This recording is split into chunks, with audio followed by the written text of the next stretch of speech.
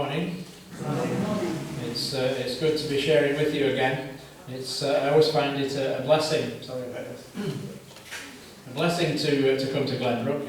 It's great. You've been really welcoming to me and by proxy to my family over the last few years that we've known each other. I do bring greetings and also apologies from my son and his wife. Because, as some of you may be aware, I popped in a few weeks ago to tell you about their work in Korea. They are actually here in this country at the moment and staying with us in Bury. But this weekend, as the way things go, he was planned to speak, to take a couple of services down in Kidsgrove. So he's not here, but he does send his apologies, and he is praying for you this morning, just as I'm sure you continue to pray for him as he comes to your mind. But this morning we're going to be looking in Exodus chapter 16, and it's a passage which some of us may be well aware of, some of us may be less aware of. I'm not going to read the whole of chapter 16, it is quite lengthy and I realise time's getting on now, but it is the account of the children of Israel as they left Egypt and went off and escaped. Of course, we call it the Exodus, that's what the book is named after. And we begin to read at the first verse of chapter 16, and it tells us about their perhaps discontent and perhaps not quite as happy with things going as they were. And they took their journey from Elim, and all the congregation of the children of Israel came to the wilderness of Sin, which is between Elim and Sinai, on the 15th day of the second month after their departing out of the land of Egypt. And the whole congregation of the children of Israel murmured against Moses and Aaron in the wilderness. And the children of Israel said unto them, Would to God we had died by the hand of the Lord in the land of Egypt, when we sat by the flesh pots. That's not the flesh pots as we would refer to them now, it was food kitchens. And when we did eat bread to the full, for ye have brought us forth in this wilderness to kill this whole assembly with hunger. And then the Lord said the Lord unto Moses, Behold, I will rain bread from heaven for you, and the people shall go out and gather a certain rate every day, that I may prove them whether they will walk in my law or not. And it shall come to pass that on the 6th day they shall prepare that which they bring in, and it shall be twice as much as they gather daily. And Moses and Aaron said unto all the children of Israel, At even ye shall know that the Lord has brought you out from the land of Egypt. And in the morning then ye shall see the glory of the Lord. For he that heareth your murmurings against the Lord, and what are we that ye murmur against us? And Moses said, This shall be when the Lord shall give you in the evening flesh to eat, and in the morning bread to the full, for that and the Lord heareth your murmurings, which ye murmur against him. What are we? Your murmurings are not against us, but against the Lord.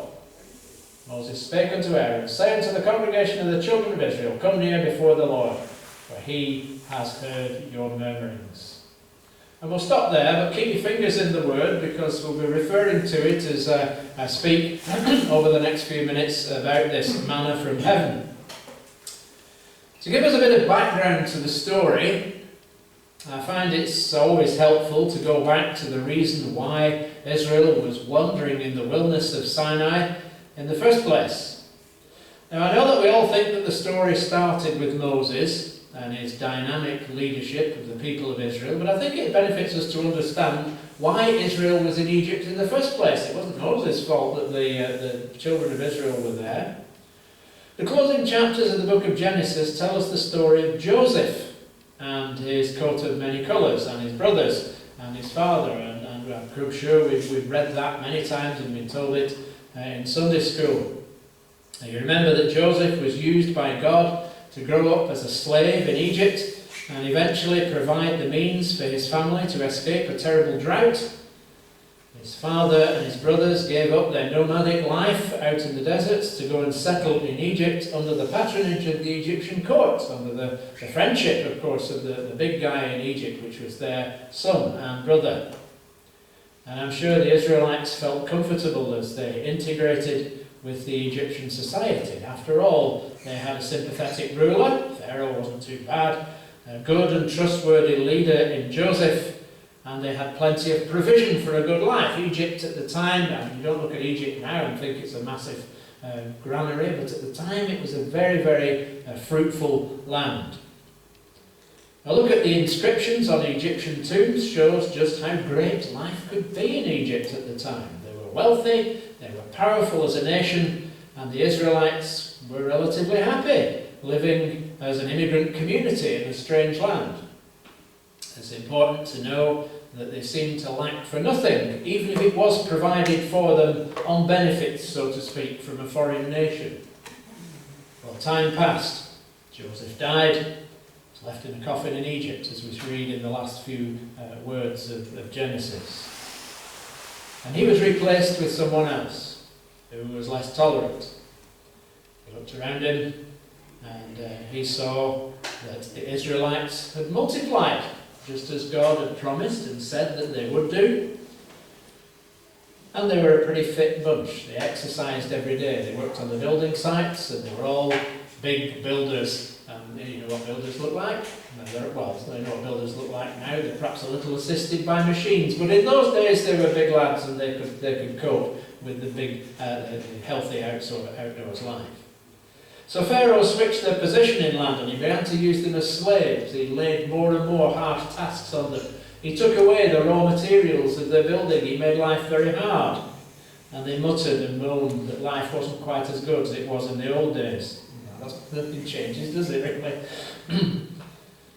The taskmasters were hard, but at the back of their minds, the Israelites were still grateful for the provision of the Egyptians. They were still provided with a day's food. They were still provided with somewhere to sleep. And conditions were hard out in the building site, but things were okay. They were grateful, and it was better than the famines that they'd seen outside of Egypt. Well, I'm sure you know the story of Moses and the plagues and all the events that led up to the Pharaoh backing off and allowing the children of Israel to leave Egypt. Israel escaped. They reached the Red Sea, an impassable barrier. They started to complain and rationalise. Oh, you brought us this far. Would to God we had died by the hand of the Lord in the land of Egypt, when we sat by the flesh pots, when we did eat bread and, to the full. You brought us forth into this wilderness to kill us? Kill this whole assembly with hunger? They began to attack the line of least resistance, as we so often do when we grumble about things. You and I do it. It's so easy, isn't it? You pick on the least resistant part. Like any leader, Moses was picked out to face the discontent of his people. It's relatively easy to become a leader, but it's not easy to stay there and stay away from criticism. Again, we know that in this modern time. Well, the Bible tells us how God rescued them, of course, in a demonstration of his power over nature. He created a path for them to cross the Red Sea. He drowned their pursuers. Now they faced another challenge. Over 1 million people were about to enter the Sinai desert. Even today, people marvel about how virtually an entire nation could be provided for in such a hostile environment. Because the Sinai desert isn't like the Sahara. We all conjure up a picture of desert in our minds, don't we? We think of the sort of nomadic people, a caravan of camels and people wandering from oasis to oasis, interspersed occasionally by platoons of foreign legion marching from one place to another. It's not that kind of desert in Sinai. It's a barren, rocky and waterless place. And whilst it's true that small groups of people can survive in places like this, there are oases, there are little bits of food sources, you can't survive an entire nation for any length of time. And they hadn't been there long when the whining started. They began to rationalise that things had been better in Egypt. We always look back, don't we? Things were always good in the old days. Things were far better when we were children. Food tasted better, Mars bars were bigger, everything. Well, the Israelites were at it here. Things were better when we sat by the people who dished out food in Egypt. At least we got a square meal every day. At least you got regular meals. Who knows? If we go back, maybe the next Pharaoh after this Duff one may be a better leader. Maybe he would give us the honour that we once had in his country. And sometimes I think this is a picture of how the church behaves in our nation today. Because as Christians we can trace our steps out of our own particular Egypt. We can see our crossing of our own great divide, the Red Sea. We crossed over because we put our trust in God. He allowed us into that new future. And now we're facing trusting in him altogether. We face the wilderness of sin. Before we were saved, we had the pleasures of sin for a season, as the Bible puts it, but now we face a life that we're not entirely sure of.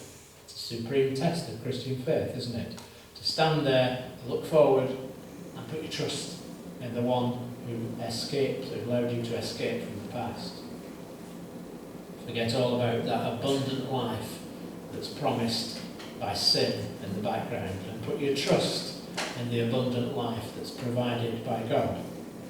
So what's the modern Egypt then? Well, we're born into the slavery of sin. The Bible tells us that we've all sinned, without exception. All have sinned and fall short of the glory of God, even me. And as we grew up, we took advantage of the things that this fallen world had to offer. There are all kinds of things that were provided for our pleasure for a while. We may have learned the 10 Commandments off by heart in Sunday school, but they stayed there. They didn't actually enter into our day-to-day interaction with the God who would save us. They were written on tablets of stone, not on the tables of our heart. We enjoyed all those pleasures that the world provided in its imperfect way. All along, we lied, we stole, we coveted, we blasphemed, we dishonoured our parents, we lusted and hated, all the way until the day that Jesus showed us that this way was not the way. This way led you somewhere else. This way led you to eternal destruction in hell. But he had a way. He was the way. He was the truth. He was the life who would provide us with an abundant life. We find ourselves yearning sometimes for the comforts of the world when we face the harshness of the Christian life. And that's where the manna comes in. Just as God provided for the miserable, grumbling whiners out in the Sinai, he provides for our everyday need today. Of course, he's not going to provide for our every want. Israel was wandering in the desert there, and of course there were things that they wanted. They wanted all that fabulous, nice meat that they'd eaten in Egypt. Of course they wanted all those little sweetmeats that they'd managed to pilfer from the masters. They wanted all that kind of thing. It had become apparent that even though they'd seen miracles in their escape, they'd seen the mighty judgment of God on Egypt that had taken away their firstborn of everything and allowed the Israelites to escape. They'd seen all that happen, and they were still dissatisfied with the lot that the Lord had given them. Later on in their wanderings, we see that even as Moses communed directly with God on Mount Sinai, receiving the 10 Commandments at his hand, they engaged in idolatrous worship of a golden calf. They wandered, they let him go off up the mountain all by himself, over there as well, but he was away there, and they decided, oh, we can't have that, but let's build ourselves our own little God and worship that. Don't we just do that sometimes? When God seems absent from our life, we put something else in his place. That, of course, is another story, but suffice it to say, we bring an awful lot of baggage with us, and sometimes we can't just get rid of it at the cross. We're loath to dispose of it altogether. Some things, even things in our Christian life, aren't godly things, but they're relics of that idolatry that we left behind. Now, God provided food miraculously every day, without fail, for the children of Israel. Every morning, strange stuff covered the ground. I don't know. I can't really bring it to mind. The Bible says, it gives you a description of it, like hoarfrost and little round things, and people gathered it and ate it. And it would do so for the next 40 years that Israel wandered in the desert. It was to be their food, along with the quails, along with the water provided by God. Manna was simple, uncomplicated food, but it sustained them. The kind of manna still occurs in desert regions. You can see it as it comes in with the frost in the morning, and there's this little sort of, I don't know, some kind of fungus thing that grows, but people still eat it. It's a sugary carbohydrate, and it's formed by an insect, funnily enough, still eaten by desert people. But this manna in the book of Exodus was provided by God for a nation of people wandering in the desert to give the Israelites what they needed. Just imagine having the same food for the rest of your life, every day. I love porridge, but I couldn't eat it for every meal. This last week, like I say, Graham and Jihei have been staying with us, and we were treated earlier on to what we would perhaps call now a fusion meal. We went to my daughter's house and we had chili there, but Jihei provided bulgogi, which if you've ever tasted bulgogi, it's wonderful. It's a Korean staple meal, absolutely fabulous. But we had this, and I love Korean food now. I never thought I would, but when I went out there, it's such a change. But Israel here had been facing the same food every day. That takes courage, I think, even if it is sustaining you. But we look around us sometimes, and we look around all the things that the world has to offer, all the pleasures that it has to offer. Not food, but other things in our life. And we covet one of the Ten Commandments, isn't it? Thou shalt not covet, but we do. We covet other things. God has given us a simple sustenance. Promise of eternal life through the death of his Son, Jesus Christ. That carries us through every day. We've been given a precious gift, and it's going to grow into real fruit if we feed it with God's provision of his bread from heaven. Now, when you buy a house plant, or when you buy a plant from a garden centre, you don't take it home and put it in a nice little dark room to protect it, do you? Not unless it's some kind of weird fungus arrangement. You expose it to harsh sunshine, to cold water, and good old fertiliser, none of which sounds very attractive to me. I wouldn't like that to happen to me if somebody invited me into their house. But only in this way you see growth. And in the same way, when you receive the gift of salvation and eternal life from God, you're going to be exposed to temptation, to tribulation and trial, because the Word tells you this. Believe you me, the Lord provides you with the means to get through it all. And at the end of it, you'll see fruit grow from it. That's what God's looking for in fruit, that you and I should be providing. Now you'll notice, although the gift of manna arrived every morning, it was extremely perishable. If you read on through the story, you find that they're not allowed to keep it for the next day because it just grows worms. I don't quite know what that happens, but it certainly grows nasty, creeping things, like the things you see on the door there. The Israelites had to depend on it. They couldn't save or store any except for a special provision the day before the Sabbath. And they hadn't actually been given the Sabbath at this stage, but they were prefiguring this day of rest that they would have. A rest from labour.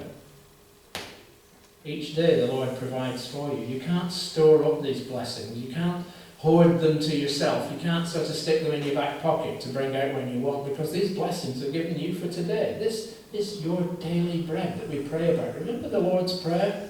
Give us each day daily bread. Not give us each day a month's supply that I can hoard to myself, but give us each day our daily bread. The Lord said to Moses, Behold, I will rain bread from heaven on you, and the people shall go out and gather a certain rate every day, that I may prove them whether they walk in my law or not. The whole provision had a dual purpose. It was to provide sustenance, but it was also a test of whether the children of Israel could respond to that responsibility. Some of them couldn't. Moses got annoyed with them. The Lord provided him with a double portion at the weekends. After all, the Sabbath was the one day in 7 when they were to rest and reflect on the provision of God. That's why they got the double portion on the Friday of the week. They were to respond to God's law, and they were to do what God told them to do. And that should be our pattern today. We've made our Christian life into all sorts of things. It's a time of activity, a time of frenetic worship services, a time of family. But at the centre of it all, the day that we set aside for the Lord should be just that. Set aside for the Lord. Not for us, for the Lord. For us to sit back and just think and reflect upon the things that he's done for us. To remember his goodness and to rest in his provision. Now, one final thought that I want to share with you. It says here, notwithstanding, they hearkened not unto Moses. Some of them left it until morning, and it bred worms and stank. Moses was angry with them. And also it came to pass that there went out some of the people on the 7th day for to gather, and they found none. Just as we do today, we try to put our own angle on what God has provided. Goodness knows we see many, many different variations on church in our landscape here, but across the world. But lots and lots of people think that they've got the right way to approach God.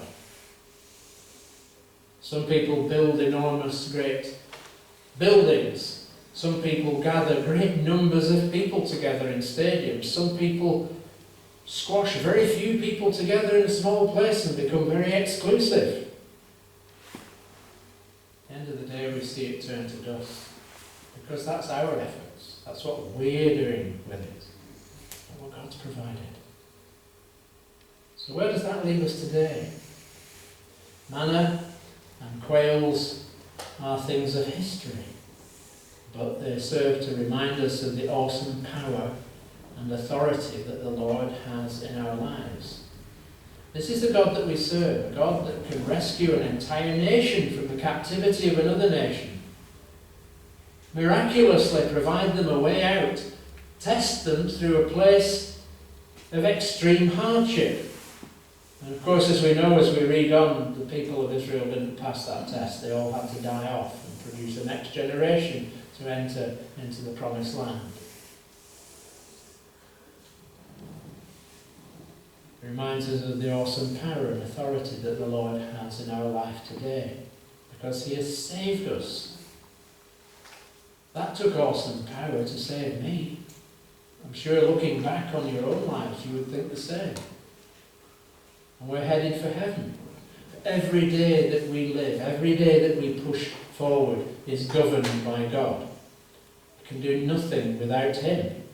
As the Lord said, man shall not live by bread alone, but by every word that proceeds from the mouth of God.